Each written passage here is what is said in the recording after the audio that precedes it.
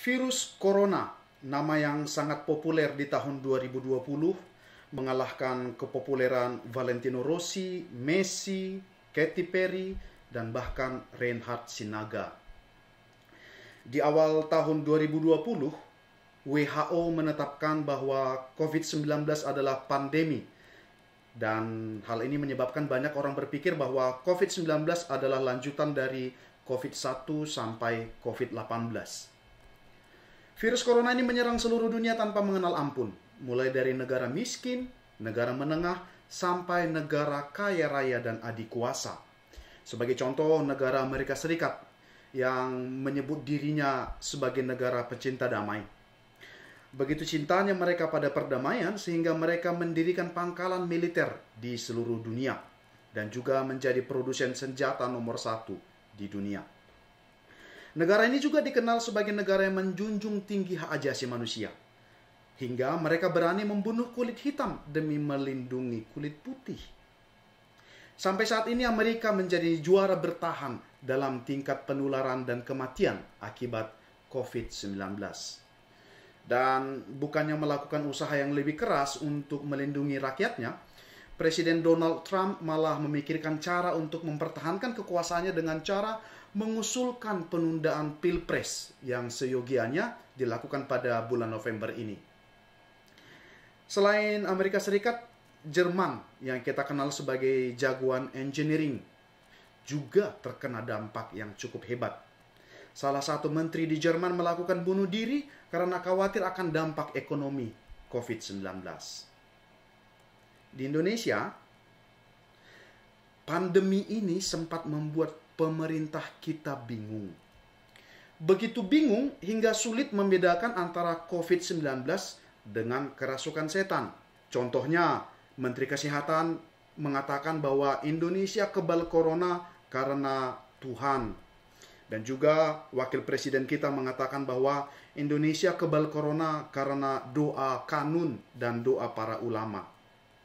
Tapi okelah, tidak perlu dipersoalkan lagi karena memang pemerintah kita telah melakukan segala cara untuk mengatasi wabah COVID-19.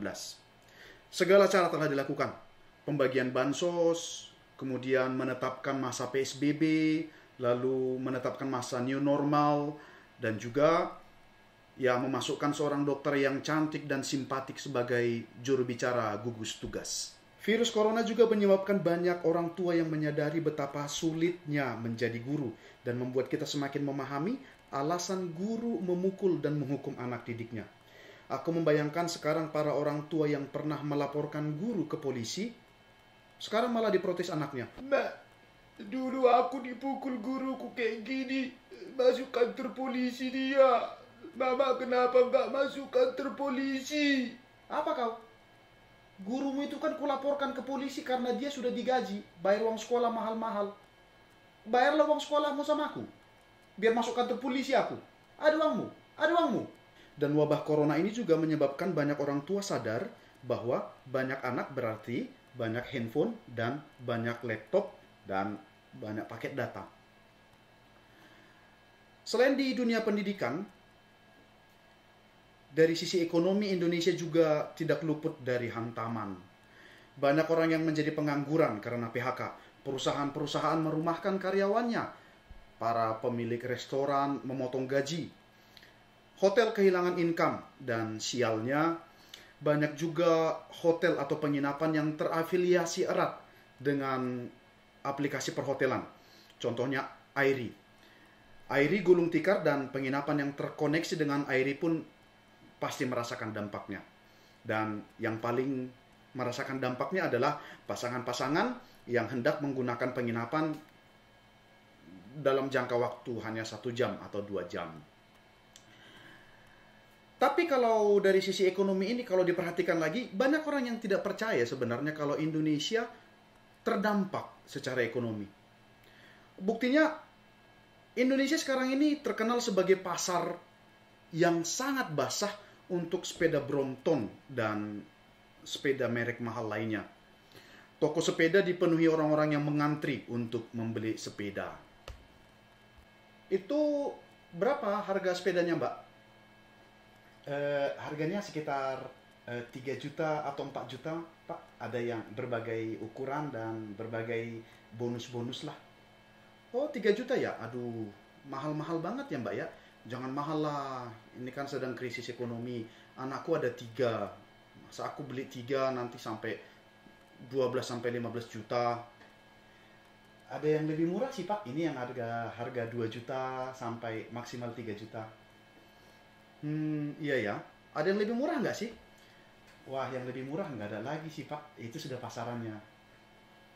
Kalau yang sepeda yang sana itu yang kayaknya mini dan bisa dilipat itu berapa? Itu sepeda Brompton, Pak. Harganya mulai dari 50, 60 juta, sampai ada yang sampai 250 juta. Oh, itu aja aku ambil 3 bungkus ya. Dan tentunya juga pemerintah kita menyiapkan langkah-langkah untuk membantu masyarakat, terutama masyarakat pekerja yang terdampak secara ekonomi. Salah satunya, dan ini menjadi produk andalan, adalah Kartu Prakerja. Dengan terdaftar menjadi anggota Kartu Prakerja, kita mendapatkan sejumlah uang.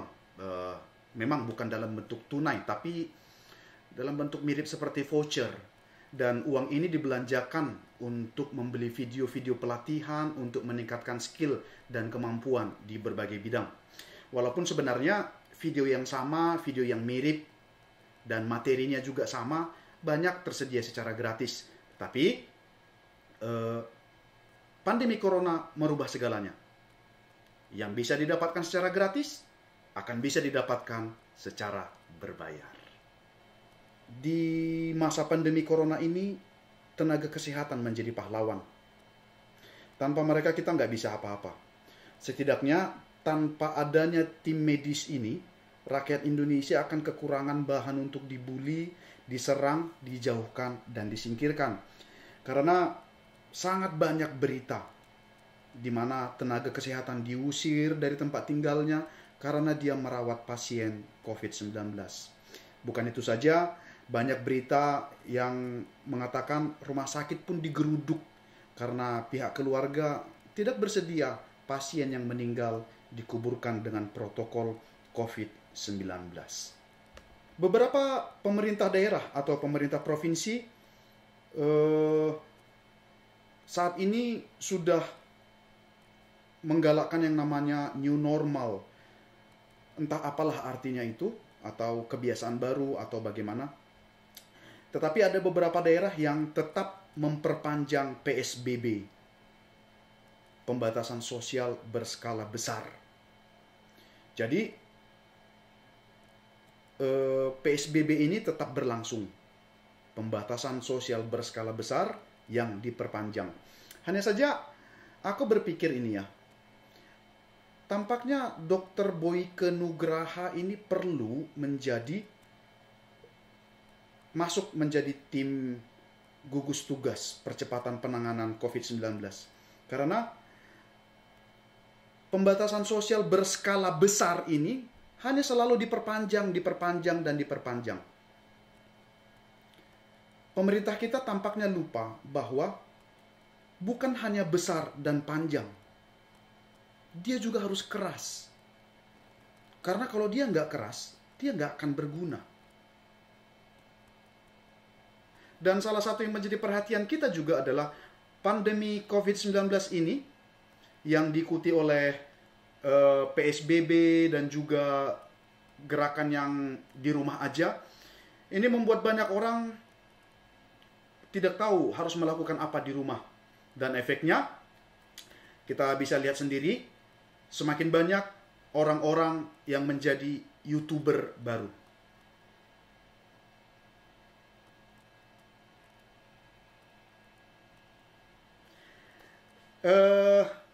Ada 2 hal yang mungkin kita bisa simpulkan.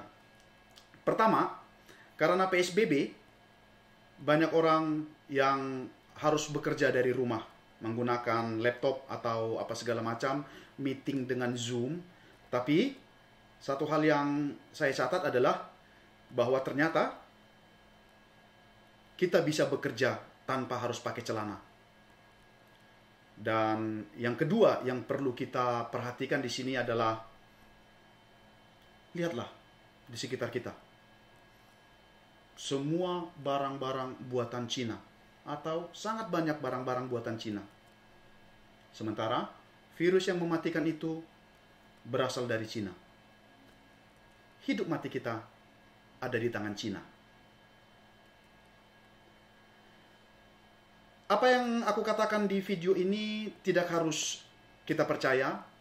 Juga jangan digunakan untuk referensi skripsi atau tesis atau disertasi kita. Atau jangan dijadikan sebagai jurnal ilmiah.